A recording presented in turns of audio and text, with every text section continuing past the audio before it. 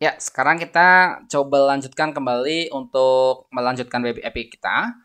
Sekarang adalah membuat resource ya. Jadi ketika kita membangun API ya, respon ataupun data yang akan ditampilkan adalah JSON ya, teman-teman ya. Bentuknya JSON. Nah, teman-teman kalau pengen lihat JSON itu apa?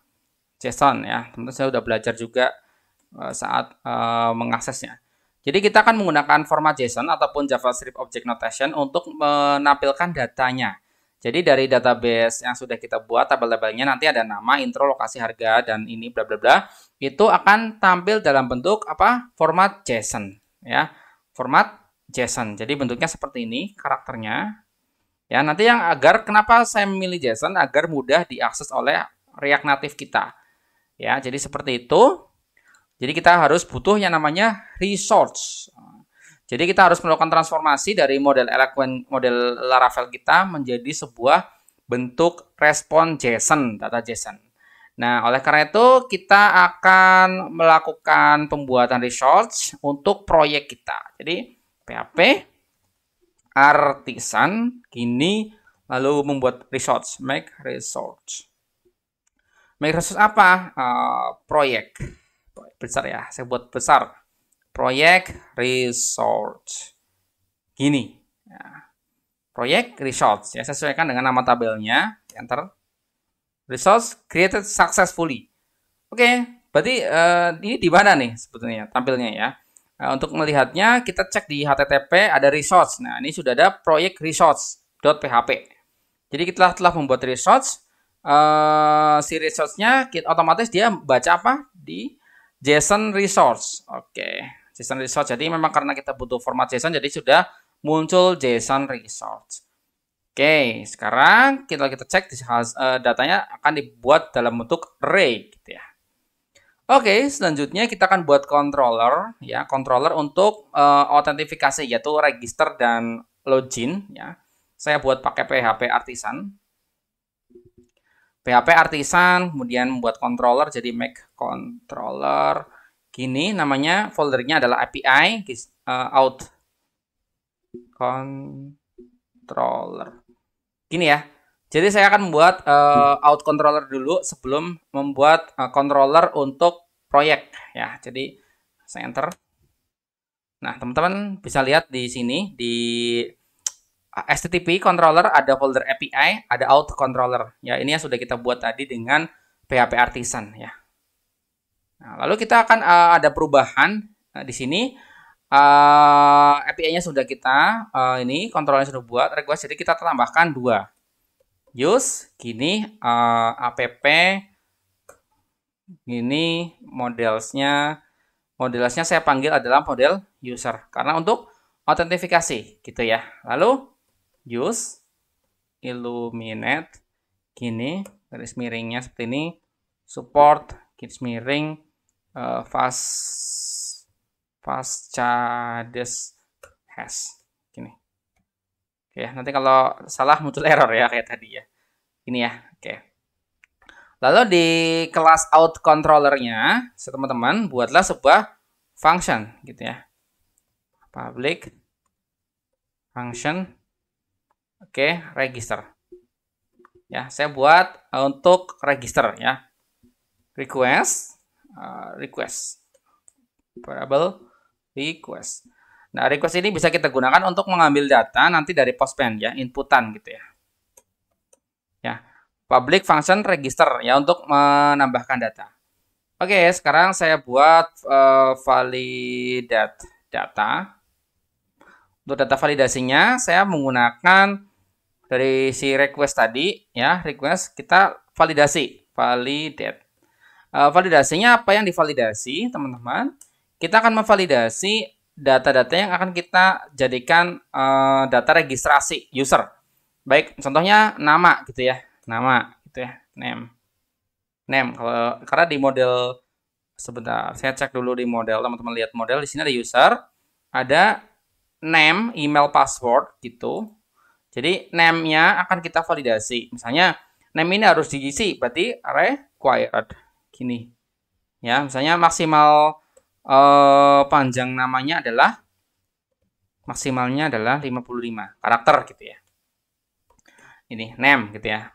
Email dia wajib apa enggak? Wajib gitu. Kalau wajib berarti tinggal required juga. Nah, karena ini email, jadi format yang diinputkan harus email. Nah, harus email ya. Dia wajib berarti required. Gini. Lalu harus unique. Nah, jadi emailnya harus unik. Jadi kalau emailnya sudah pernah ditambahkan, itu nggak bisa ditambahkan kembali. Terus password. Nah, password ini wajib juga ya. Wajib diisi juga saat melakukan registrasi ya. Jadi required. Gini berarti confirmed. Jadi harus dikonfirm lagi passwordnya. Jadi kita input password, nanti harus diinput lagi apakah passwordnya terkonfirm apa enggak. Sudah ya, sudah membuat validasi datanya. Berarti kita tinggal buat validate datanya. Ini khusus untuk si password. Untuk khusus si password, ini akan kita rubah dalam bentuk hash. Nah, hashnya sudah kita panggil tadi, hash ya, fast shaded hash. Ya, hashnya kita buat make request ya. Jadi password yang diinputkan akan di hash kan. Oke. Sudah dipasswordkan hashnya, passwordnya sudah di hash. Jadi sekarang kita buat variable user di mana kita akan membuat user ini membuat user baru dengan memanggil modelnya. Ya, modelnya adalah user. User create dari data yang sudah divalidasi. Gini. Nah, sekarang kita buat akses tokennya. Akses token. Oke. Akses token itu kita panggil dulu variable usernya. Ketika kita membuat variable user, kita tambahkan pembuatan create token. Ya. Tokennya di sini pakai JWT ya, JWT. Di sini out token. Gini ya. Kemudian kita tambahkan untuk akses tokennya. Akses token. Oke, kita membuat kemudian kita tampilkan dalam bentuk response JSON ya, response gini ya, bentuk array ya. Jadi user tampilannya seperti ini ya. Gini. Responnya ya. Itu data user itu sendiri gitu. Kemudian akses tokennya adalah akses token yang telah kita buat sebelumnya. Ya, dari si variable akses token. Gini ya, teman-teman ya. Ya, kemudian kalau datanya berhasil dibuat, berarti kita membuat response code yaitu 201 ya. Gini. Oke ya, sekarang sudah buat seperti ini. Oke, sekarang adalah membuat fungsi loginnya ya. Membuat fungsi login ya. Public function login. Nah, sekarang tadi sudah membuat fungsi register, sekarang membuat fungsi login. Request, gini, variable request. Nah, nanti kan kita request, misalnya user mau input apa? Input username dan password, yaitu requestnya yang diambil dari user. Oke ya, sekarang kita buat fungsi login. Nah, login data, gini, adalah variable request, gini, divalidasi dulu. Divalidasi dulu ya. Seperti biasa validasi emailnya wajib gitu ya, kayak tadi pas register gitu ya. Jadi ini emailnya harus email dan dia sifatnya wajib diinput. Nah, misalnya user salah input email, bukan bentuk email ya salah gitu, ataupun dikosongkan itu nggak boleh. Nah, ini udah disediakan oleh Laravel, itu secara otomatis melakukan validasi. Password gini. Password gini ya. Jadi password juga sifatnya required. Jadi password juga wajib diinputkan ya teman-teman ya. Nah, setelah itu kita buat kondisi statement kondisional itu jika garis miring out. Jadi jika tidak terautentikasi ya, kita akan membuat attempt JSON-nya.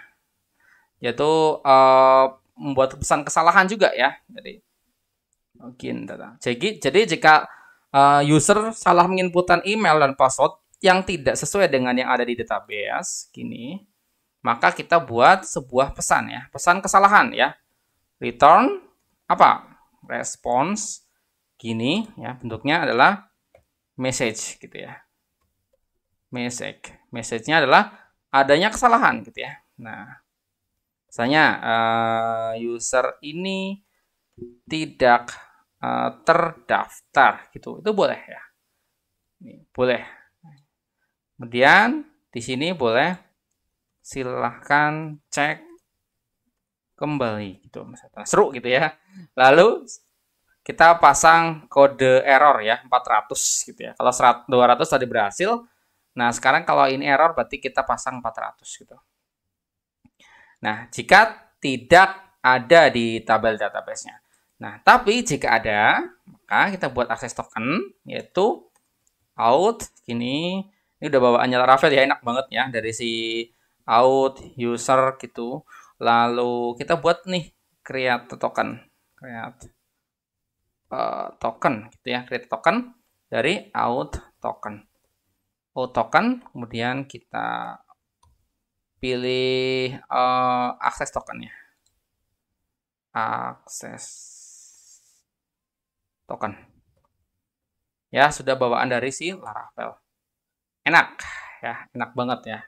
Nah, kalau berhasil ataupun usernya sudah melakukan registrasi, jadi tinggal return kan. Nah, response gini respon ya. Jadi user, datanya adalah user, itu dia dari out gitu ya. User ini koma, kemudian ada kayak di teman-teman yang kayak tadi ya, kayak di ini kayak ini mirip ya, akses token user. Nah, seperti ini. Jangan lupa titik 2. Oke ya, jadi seperti itu. Nah, jadi di controller out ini yang sudah kita buat pakai PHP Artisan ini, isinya adalah membuat dua metode untuk melakukan registrasi dan juga melakukan login ya teman-teman ya. Jadi di dalamnya juga terdapat validasi data ya, seperti register, jadi namanya harus diisi maksimal karakter 55, emailnya juga harus diisi, unik sifatnya, password juga diisi, kemudian password juga dihash lagi, lalu dicek lagi validasinya, kalau berhasil benar datanya valid, maka akan dibuatkan data respon JSON seperti ini. Nah, untuk login juga ngecek nih email sama passwordnya ada nggak di tabelnya. Nah, kalau ada, maka dia akan membuat sebuah token ya, token yang akan kita gunakan. Nah, oleh karena itu mungkin ini cukup dulu ya untuk video ketiga, nanti kita lanjut lagi ya teman-teman ya. Oke, sampai jumpa di video keempat.